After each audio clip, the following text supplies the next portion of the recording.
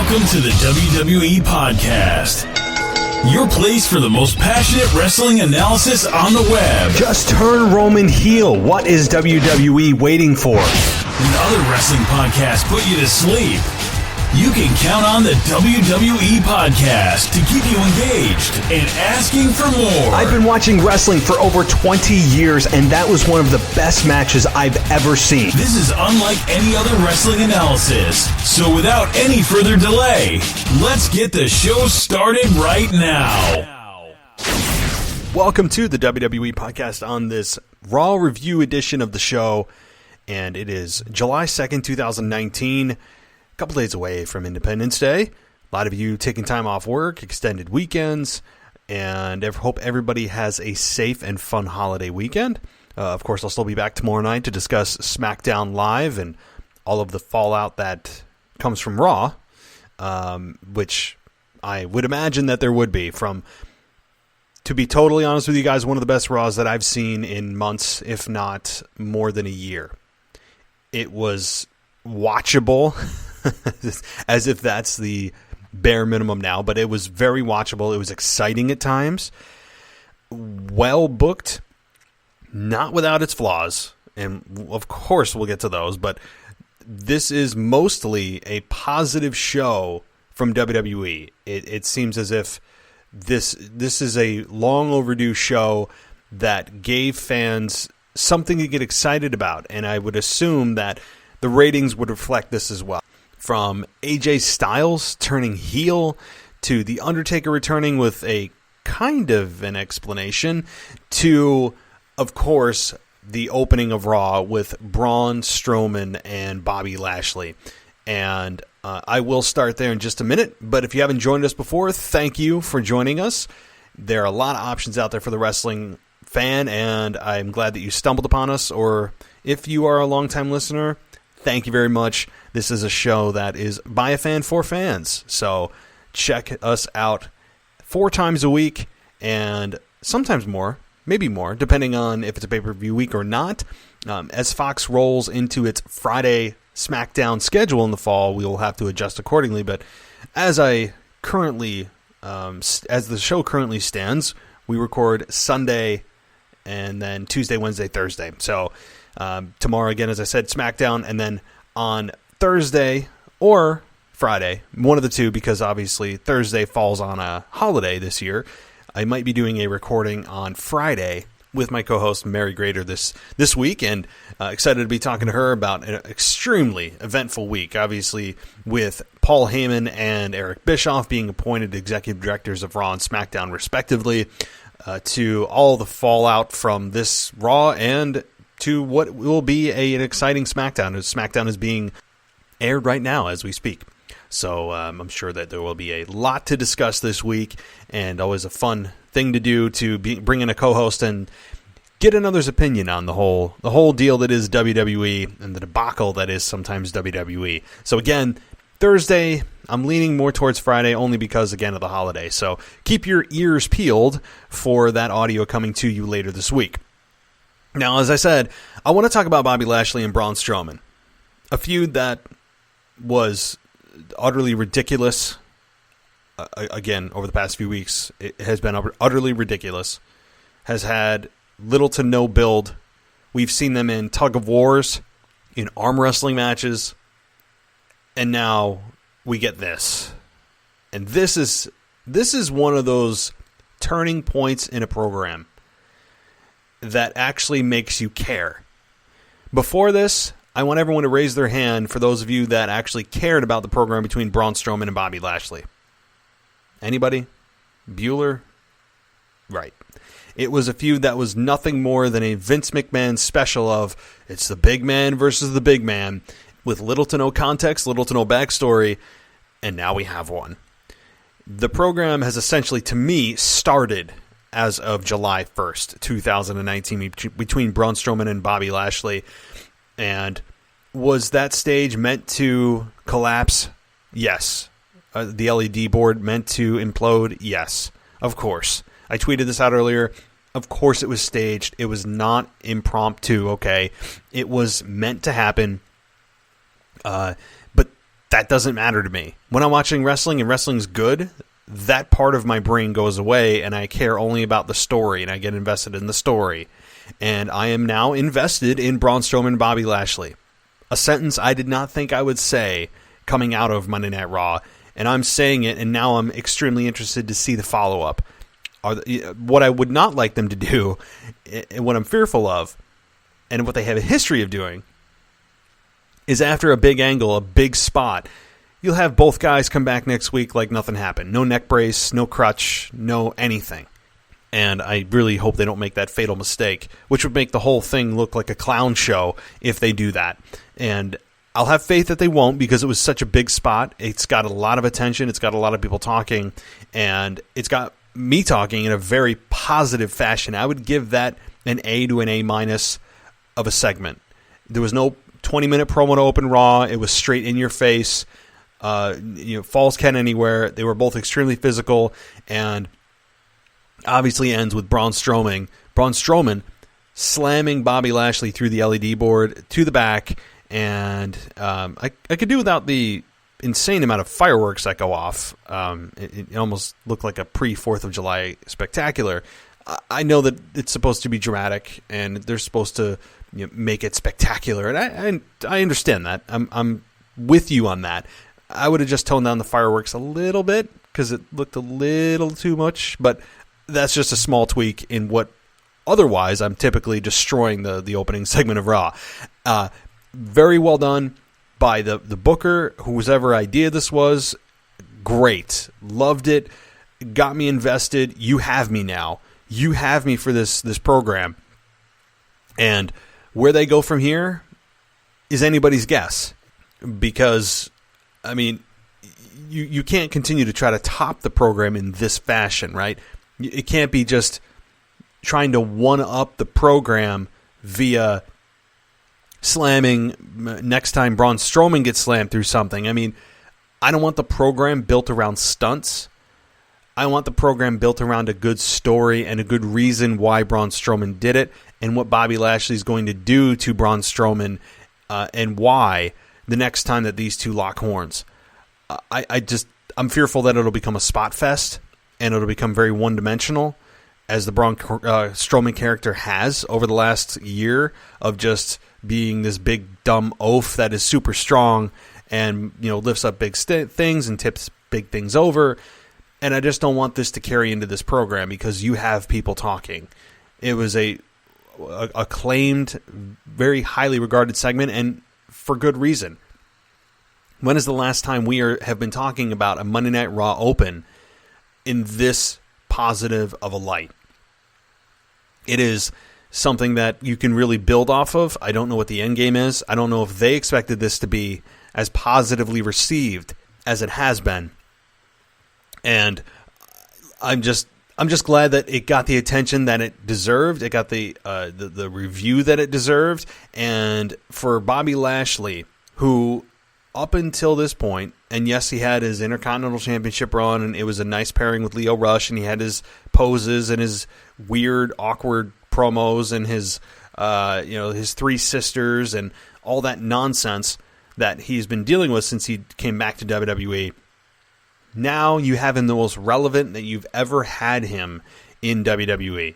And yeah, you could say, well, when he was facing Umaga at WrestleMania, I'm talking about this run right now. Since his return, he is the most relevant he's ever been. Use him. He is a hell of an athlete. His promos are awkward. He's not the best talker, which is why they gave him Lio Rush as a mouthpiece to begin with. But you could give him in short bursts, bullet points, and have him just fill in the blanks, which is how I think promos should be done anyway. But I wouldn't have long, drawn-out promos from him. He's not a good go-home promo guy. He is a guy that you just give bullet points to and just say, Bobby, we trust you. You're a veteran. You're smart enough to fill in the blanks. Here's where we want to go. Get us there. And just give him a 2-minute promo or less. It doesn't have to be long from him. Just give us a real promo from Bobby of what he's thinking. Maybe next week they have live via whatever medical facility they're at. I'm fine if you keep these two off TV or if you bring them to the arena, they need to be disabled in some kind of way, right? You can't have them just walking out as if they just came from the local Starbucks. You need to have them, in order to sell this angle, in some kind of physical peril from the previous week, or this whole thing will be blown up, and this whole segment will mean nothing. So that is what needs to be done. Again, I don't know the end game for these two. Maybe they're probably formulating that as we speak, based on the reception that this segment got, and it got a very good one. So this could be drawn out till SummerSlam, and I'm fine with it too, because not only has Bobby Lashley gotten stuck in the abyss, but Braun Strowman's not far behind. I mean, let's be honest, ever since he lost his WWE Championship match with Brock Lesnar because he destroyed Vince McMahon's limo, he's been on a downward spiral and in no man's land. I mean, okay, he comes out and destroys Sami Zayn. Big deal. All right? He is also the most relevant that he's been in quite some time, many months. And I'm happy for both of these guys. It was well executed. The tone of the announcers was also very real. So applaud all three announcers on that. And the camera angle that they used, that was it was like a side angle, but a distant side angle. Again, I'm not a videographer, so I don't know the names of these, the proper terms, but it was a very macro side angle of the incident that looked very real. They didn't have a camera preset up behind the LED board. That would have made no sense, even though it would have been a cool angle. It would have completely taken away from the reality and authenticity of that spot, and they didn't do it. They didn't do a Shane McMahon limo head through the limo or whatever it was before WrestleMania a couple of years ago, where there was a camera just happened to be inside having a live feed connected to the TV network. They didn't have any of that. Thank you for that. Well done all around. Hats off to the producer, hats off to the creative, hats off even to Vince McMahon on this for signing off on it, and hats off, of course, to Braun Strowman and Bobby Lashley, who executed it to near perfection and have me hooked and wanting me to see more. And that is always key and very rare. It's rare these days to want to see more of a program, and that's one I am looking forward to see what the follow-up is. So that was good. The Undertaker returning, I think, is also, it may not be the second biggest story. I think AJ is, and we'll get to that in a minute. But I want to touch on Undertaker returning. Boy, they love to stretch out his entrance, don't they? They're like, guys, let's kill 20 minutes of TV time with Undertaker's entrance. I mean, we got time to kill. Let's stretch Undertaker's entrance to 20 minutes. And he's one of the few that you can do it, and it feels drawn out, but it doesn't feel painful if you were doing it with someone else's entrance. Undertaker is just such a special character and an icon that you are worth, in your mind, it's worth the wait to see him because it's such a special and rare occurrence. So, again, but having him come out after Drew and Shane came out and you gave The Undertaker credit and tried to tell the crowd that it was Roman Reigns who begged The Undertaker to come back to help him, which, of course, we all know wasn't true. And Undertaker came out and explained himself, as I said at the top of the show, kind of, because he said you want to know the why? Yeah, Taker, please tell us why. And he said, well, he's the Reaper of Wayward Souls. And it's like, okay, well, we've heard that. You can apply that to anything that you say ever for any promo in any program. Give us something. Give us specifics of why you came back and attacked Shane and attacked Drew McIntyre. And he gave us a little bit of why he attacked Shane, and that is that he basically saw Shane getting too big for his own ego, and that he did respect him after the Hell in a Cell match at WrestleMania a couple of years ago. But now that Shane has got an inflated head, he's now going to basically burn in hell, and that death is coming for him. So that was a little bit extreme for The Undertaker as well, mentioning death on a wrestling program. Usually that's a no-no, but in the context of the Undertaker character, it made sense. It was just like, whoa, okay. Well, usually you just like talking about taking people's souls, which is implying that, you know, you're going to do damage to them beyond the physical body, but to say that death is coming for them is, that's a little much for a PG product, but I'm not complaining. It's just shocked me a little bit. And of course, if you notice, so he talked about Shane, and I guess he kind of gave a reason. And he never mentioned Drew McIntyre. Not even once. Notice that? He just talked about Shane. And I understand that the focus is really on Drew McIntyre and Roman Reigns right now. That's the pairing in this tag team it's Roman going after Drew and Undertaker going after Shane for suddenly getting a big head, and Undertaker wants to come back and deflate him, I guess.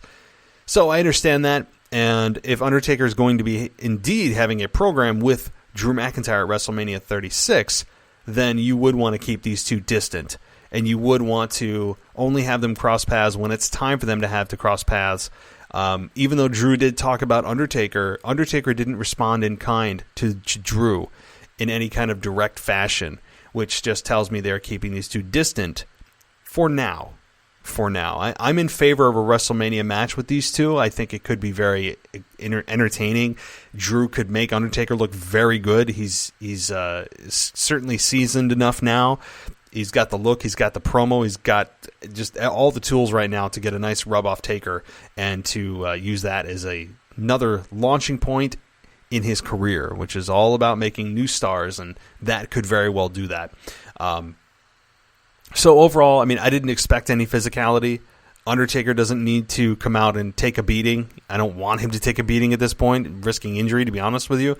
And he didn't need to come out and do any physicality and have any kind of interaction, physical altercation with Shane or Drew.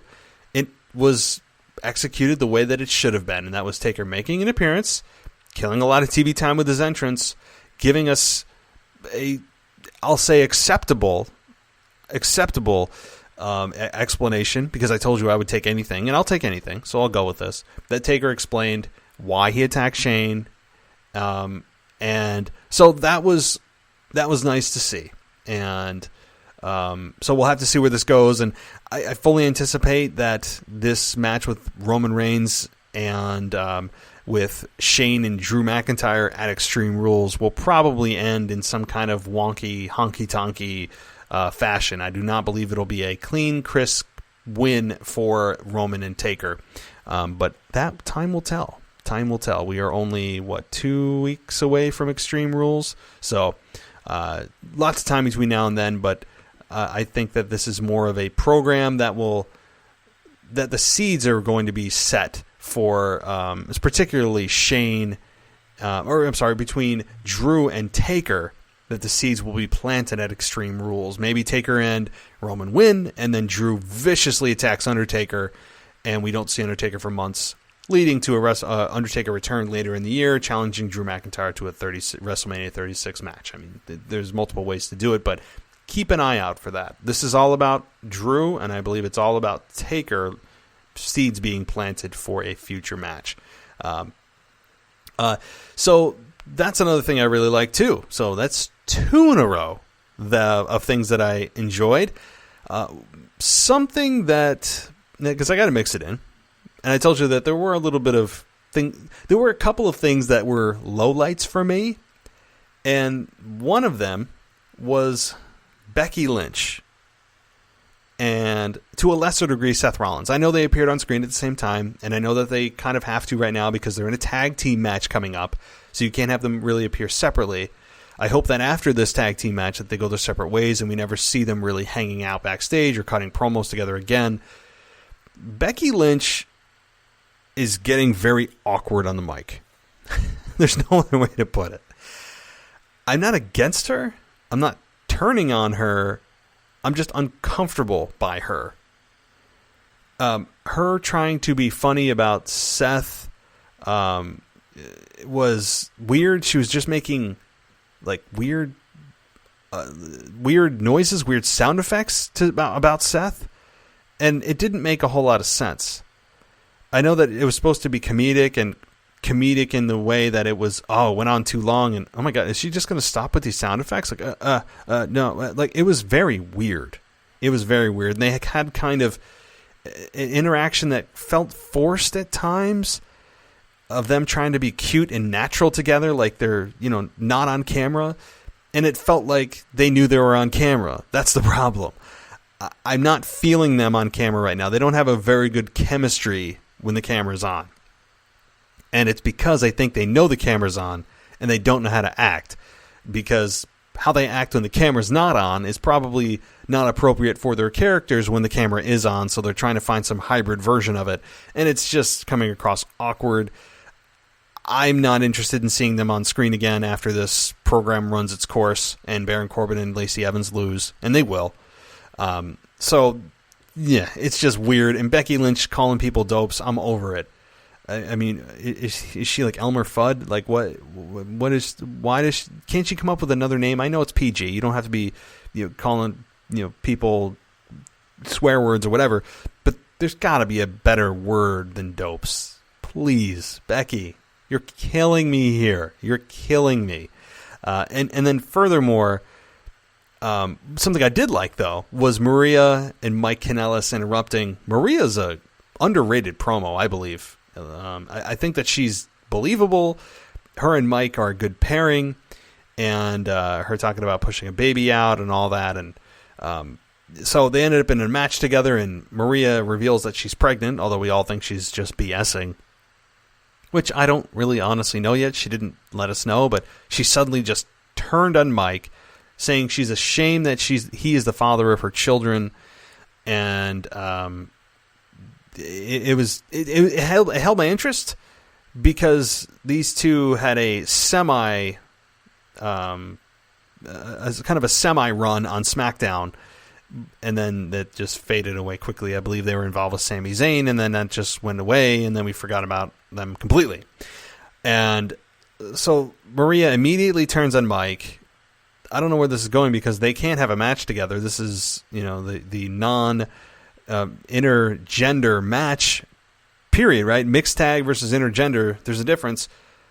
But don't worry, it's okay if Becky Lynch taps out Mike Kanellis, but God forbid if Mike Kanellis ever tried to tap out Becky Lynch. If it's a mixed tag match, the men can only compete with the men, and the women can only compete with the women. Am I missing something here? Or is it just try to get, the hell with the rules? It's okay because it's it's a woman on man violence, so that's okay. And we're also going to say F the rules on the mixed tag guidelines and say, it's okay. Not only is it woman on man, so that makes it okay, but also we're going to just say, you know what? It doesn't matter if we're going away from men versus men and women versus women. As long as Becky's tapping out Mike, it's good. Gets over disarmor. People go, wow, it did nothing but anger me. And maybe I'm just the cynical a-hole. I don't know. But it really bothered me that they did that. Come on. Why couldn't she? I mean, I know that she couldn't touch Maria because, he's pregnant or she's pregnant or whatever, or said she's pregnant or lied or whatever. But Becky backed off, which right move. You have to, right? But it couldn't have Seth Rollins give him the stomp, and then even if Becky got the pin, I'd be okay. But the fact that she actually made him tap out is just, it hurts my soul, my wrestling soul. It hurts that deep when they do that kind of stuff. And to be honest with you, they also did it at a much larger scale when Ronda Rousey tagged with Kurt Angle at WrestleMania to take on Stephanie and Triple H. And, she got some shots in on Triple H, all of that. And it was just like, come on, right? Like, if the men are supposed to compete with the men and the women are supposed to compete with the women, then keep it that way. Keep it that way, okay? All right, I'll get off my soapbox there. But I am interested in what Maria Kanellis is doing here. It's nice to have her as a new face of the women's division there. While she may not ever be a serious contender for the championship, that may change. She's still a nice promo. She's easy to watch, and I like her tempo when she speaks. And okay, she's good looking, but so is every other woman on the roster. So that I don't even consider that as part of the equation. So I'm interested in it, so that's a positive. This segment wasn't total trash. It wasn't. I'm just not a fan of Becky Lynch's awkward promos when she tries to be funny or calls people dopes or makes sound effects way too long. That was probably better on paper or in her head than in execution. And then taps out a man in the mixed tag, not intergender, mixed tag match to get the win. So it was like strike 1, strike 2, strike 3, and then that was it for me. So that's just a little side note on something that I didn't like so much on Raw. But back to something I really liked, and that is, of course, the AJ Styles heel turn. I liked it. AJ Styles has been a babyface for a while now. It's time. It's run its course. AJ's felt a little stale, and it's time to reinvigorate his character. It's good timing. He's with his Bullet Club brethren. I like it. I've missed that edgy AJ Styles. It felt more... He started to feel corporate. You know, he started to feel like part of the machine instead of the rebel and the vicious AJ that we all know he can be. And Bullet Club brought that back out of him, that they want to see the real AJ. So what better way to introduce him and reintroduce that AJ that is going to be loved to be hated than to have him attack Ricochet, the beloved babyface that does no wrong and is cool with everybody, United States champion, after losing clean to Ricochet to retain his United States championship. And the way they beat him down was very good. I like that not only did AJ turn heel, which is the big story here, but they're extending this program with Ricochet. Because, number one, they're trying to get Ricochet over further to give him the rub with it from AJ, who's clearly the bigger star here. They're putting the United States Championship in a prominent picture in the main event of Raw. That's a key, too. And Ricochet and AJ obviously have very good chemistry. Both are extremely athletic in the ring.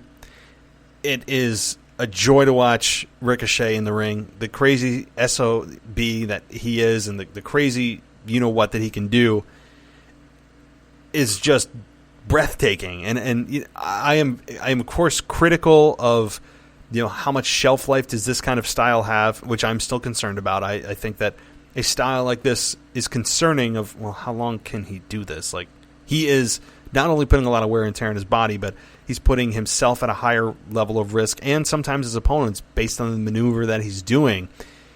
That type of style is inevitably, I don't care how good of an athlete you are, it's just science that is a higher risk of a wrestling style. But, I've been critical of the flip and flop and flam type of wrestling that's just spot, spot, spot, spot, spot, no selling, spot, spot, spot, crazy move, 400 flips, 300 moonsaults, and off we go. And, the crowd goes, holy, holy, and we all chant. I am still not a fan of all that kind of wrestling. Like, I think it's just a spot fest. It's more about the moves than it is the story and the in-ring psychology and just how many cool moves can we get off. That is what I'm still critical of. All that aside, it's still mesmerizing to see what Ricochet can do in the ring. The things he does, you just go, what? And he makes it look like I could do that. Of course I couldn't, but he makes me think I could. He makes you look, it looks so effortless. And that's the key. It's not like he's struggling. He makes it look so easy. And Ricochet's ultra talented. His promos can improve. And look, his promos will improve once he gets more live mic time. He clearly missed a line or got ahead of himself on a line with Charlie Caruso, who was just all over the damn place on Monday Night Raw. And was talking about, last week on Raw, I beat AJ, and, I'm not going to make any mistake. And then he just kind of tossed it to Charlie to say, would you make any mistakes? I don't know. She kind of followed up. I'm of course paraphrasing, but the key was to have Charlie talk about mistakes that Ricochet would make or could make or might make. And that was a cue for the Bullet Club to come in, of course. So, I mean, his promos will improve. I'm not concerned about that. He's got a good presence. He's a good-looking dude, and that doesn't hurt. And I think he feels right as United States champion. Anybody else feel that way? He just feels right as United States champion. It doesn't feel like he's being pushed too soon. It doesn't even feel like has a championship too soon. So that's unusual. I noticed that. I'm like, well, he's only been here for like a few months, and wow, he's champion. But it feels like he should be the United States champion, some kind of mid upper card champion. Not ready for the main, the big belts yet. He's not ready to swim with the big boys just yet. But that's fine. I'm not ready for him to. He should live and breathe and die in the United States Championship picture right now because it'll get him more exposure. It will, of course, get the United States Championship more exposure, which it needs in a desperate way. Desperate way. And it's getting it. The United States Championship has never felt more important, and Ricochet's held it for 2 weeks. That's crazy. Maybe I'm just super tired right now. My brain's not working right, but that's how I'm feeling. When I see him, I'm like, yeah, like it feels important to him, and that makes it feel important to me. There's no reason to hate this guy right now. He doesn't feel like he's pandering to you. The things he can do in the ring are just otherworldly. And he's got a lot going for him right now with this program with AJ Styles because they can put on a hell of a match. They've already proven they can. Now what are they going to do when they have 20 minutes in the ring? That's what I want to see, which we all know is going to lead to a Extreme Rules match with these two, and I'm totally fine with that. Predictable? Yep. Right thing to do? Also, yep. So I'm looking forward to seeing what these two can do in a longer timed match, and have Ricochet focus less on the crazy things he can do, because how much more can you top what you're doing? And if that's his motive, what can I do to top this and top and top and top? And if his version and method of trying to top his last match is what crazier spot can I do? How many more flips can I do? That's not how you top your match. You top your match by using psychology and telling a story, and not just going immediately to his 720 splash and not relying on that. Relying on learning how to pull a crowd in to a match to get them to pay attention, to care about emotionally the characters in this match, other than just the crowd sitting there going, ooh, I can't wait till he does something crazy, can't wait till he does something crazy. Because then they only care about the moves. They don't care about the characters. Let me say that again, because I think that's important. Ricochet runs the risk of having the fans care more about the moves than they do about the character. He's not there yet, but if he continues to, or if he starts to, because he hasn't really done it yet, but if he starts to try to up himself by doing a crazier move, the fans won't care about his character and they'll only be worried about the crazy spot he's going to do, which is extremely superficial and doesn't get fans emotionally involved whatsoever. So Ricochet just needs to be mindful of that as he moves forward. But overall, it's a program I'm looking forward to. I'm fine with it being a long-term program. And as far as AJ Styles turning heel, again, right time to do it. He needed something to change up his character, give him a reboot, a refresh. And this is a good way to do it. With him and the Bullet Club, with Carl Anderson and Luke Gallows, fine. I'm fine with these three being in a trio and being that heel faction that's going to run roughshod over Raw and waiting for babyfaces to rise up against them. That's what you want. That's what you are looking for.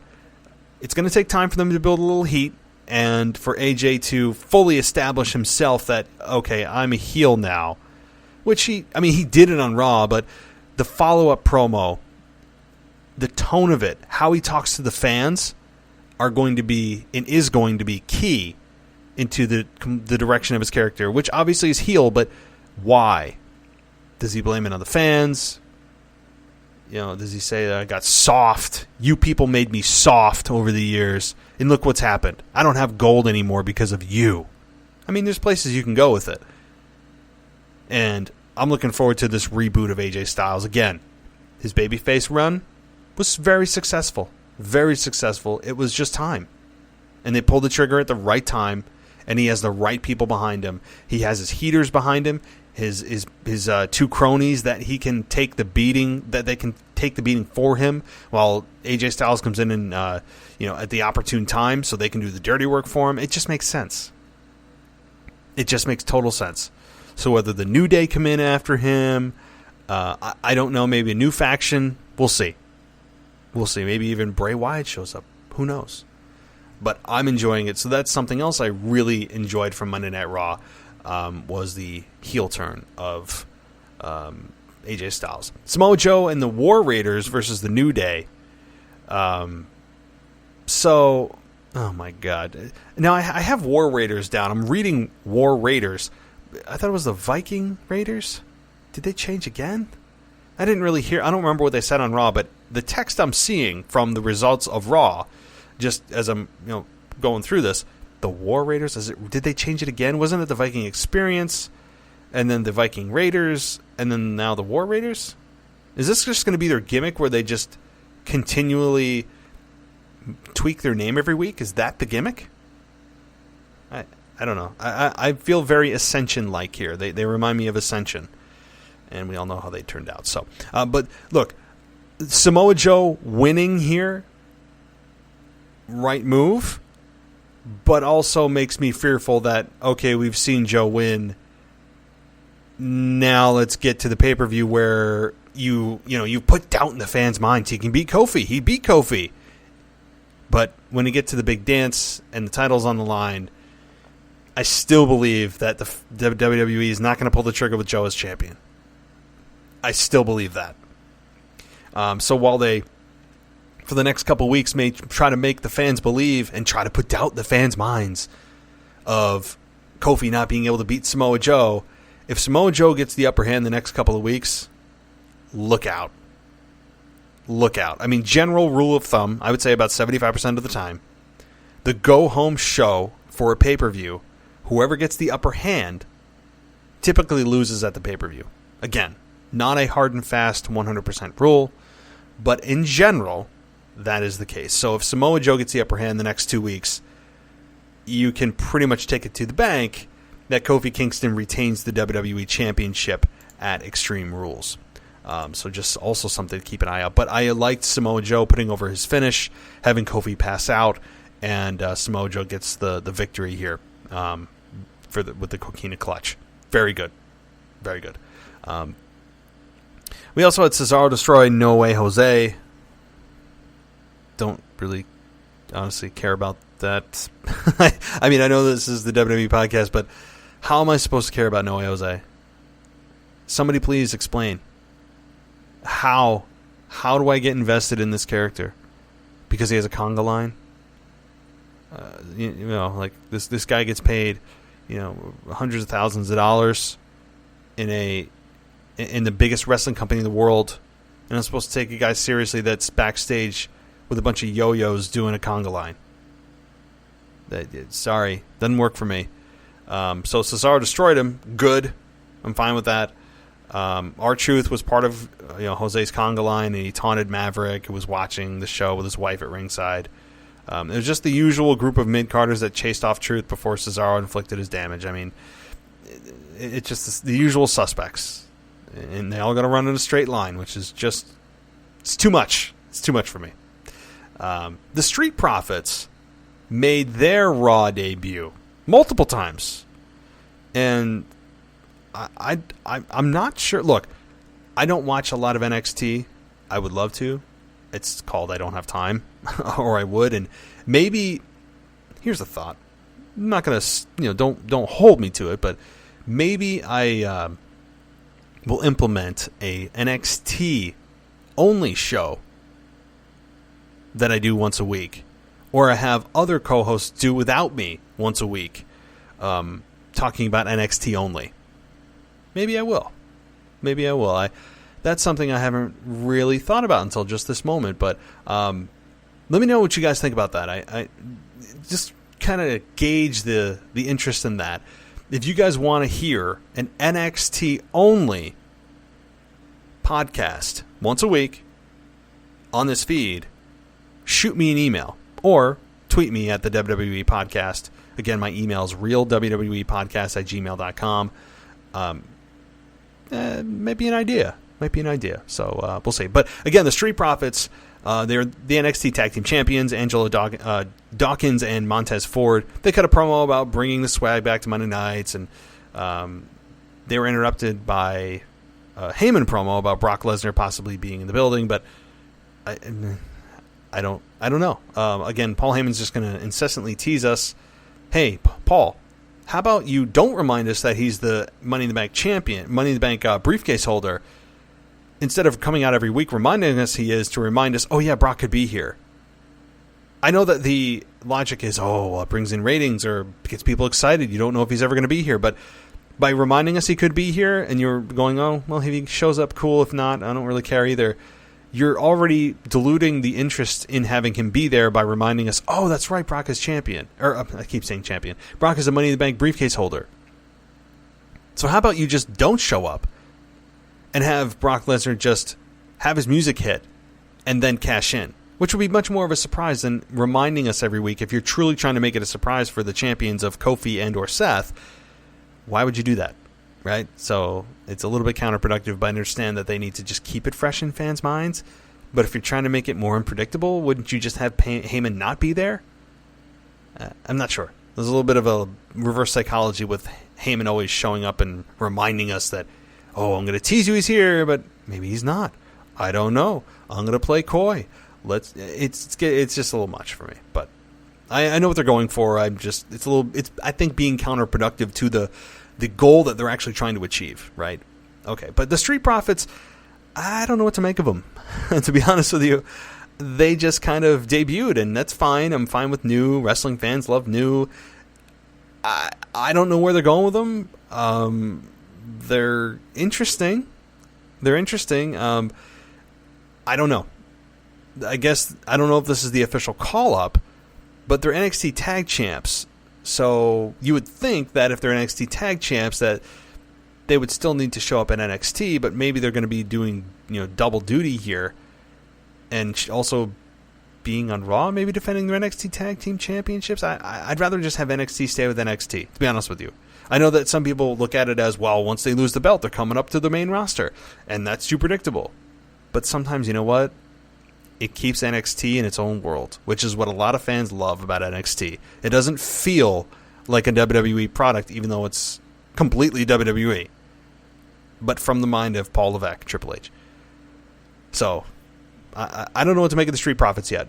I really don't. I'd like them to stop being, talking in tongues and thug or whatever they talk in, and speak just kind of like, normal. Don't give us a Bray Wyatt promo that we have to decode and, get a decoder in the mail and send out smoke signals and get a fortune teller and just tell me how it is. Don't make me sift through stuff. Just be a little straight. All right. The Miz defeated Elias in a 2 out of 3 fall match. We are on the 2 out of 3 fall bandwagon. It's nonstop, and here we are at stop number 40 of a 2 out of 3 falls match. Of course, this one too can't ever end in a sweep. It's always got to end in a decisive third fall. Always. Why? I don't know. I just don't know. But we had The Miz defeat Elias, and as The Miz was walking backstage before the match, Mercy the Buzzard from the Firefly Funhouse made a cameo in the background. So there are Easter eggs being planted of Bray Wyatt's imminent in-ring return. We've seen this for a couple of weeks now, but I don't know where this is leading. I don't know if that's a hint towards The Miz or a hint towards Elias or neither, or they just decided to go, here's a good way to stick in Bray Wyatt's Firefly Funhouse without doing a backstage segment and doing a full vignette. I think it, again, is leading to a eventual in-ring debut of Bray, but I don't know if it's directly tied to The Miz here. I would hope not. But again, Elias is just continuing to fade away and fade away and fade away. He was the third wheel of the Shane McMahon, Drew McIntyre alliance, the forgotten third wheel. He gets beaten by The Miz clean here.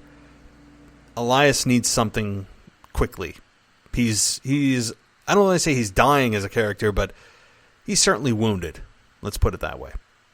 Okay. A couple more items here. Carmella defeated Alexa Bliss via pinfall after she attempted a Moment of Bliss segment with Nikki Cross. And Nikki Cross defeated Carmella via pinfall in a match that was made during the break to further drive the point home that maybe it's Cross who deserves the SmackDown Women's Championship at Extreme Rules and not Bliss. So Cross was asked backstage about the WWE Universe wanting to see her challenge Bayley, but Bliss immediately cut off the interview. So, again, you're just seeing this baby step formula of Bliss, who is demeaning and taking the spotlight away from Nikki and using Nikki, and eventually will lead to a Nikki meltdown or snapping on Alexa. So, the 24/7 Championship, Drake Maverick defeated R-Truth via pinfall to win the title when Maverick and his wife were just about to depart the arena for their honeymoon, and while Maverick's wife was away, he nailed Truth with his luggage and regained the 24/7 Championship. So, again, we are continuing with the Drake Maverick deal. I like Drake Maverick as champion. He's got kind of a weird delivery in the way his mouth moves when he speaks. But that, I think, adds to his quirkiness and character. I think that's an asset. And R-Truth as champion, it's starting to get a little stale. I said originally R-Truth is a good first candidate to be champion. He's a good, comedic wrestler, if there ever was one. And so it's fine, but I might be ready for a change. As Owen Hart once said, enough is enough, and it's time for a change. And I'm, taking steps towards that. I'm not quite there, but Drake Maverick as champion. We'll see how long that lasts. As I speak, I should have just checked social media because I'm sure they did some weird crap while they were on the plane or in a bathroom. Who the hell knows? And maybe R-Truth is already champion again. I could very well be the case, and you guys are like, how did you not see that? Well, I just haven't checked social media for that. So it's very possible. So I wouldn't be surprised if R-Truth is, once again, the 10-time 24/7 champion? I don't know. Who knows at this point? But I'm enjoying the just bizarreness of this whole thing. So, that's what I liked about Raw, which honestly was a hit more than a miss. I'd give Raw a B+. I really would. Very good show. One of the best I've seen in a while. Concise about wrestling. Unpredictable. It's something I haven't felt about Raw in quite a while. It's ironic that Raw is called Raw, right? It's supposed to be raw, uncut, unpredictable. You never know what's going to happen. Yet, at the same time, it's never felt more polished and structured and too perfect at times and perfect cute lines that no one would ever come up with on a whim. So when you have a show called Raw, it's ironic that it's called Raw considering the product that you're getting. But anyway, it felt more like a wrestling show. It felt more like them going back to their roots and what worked.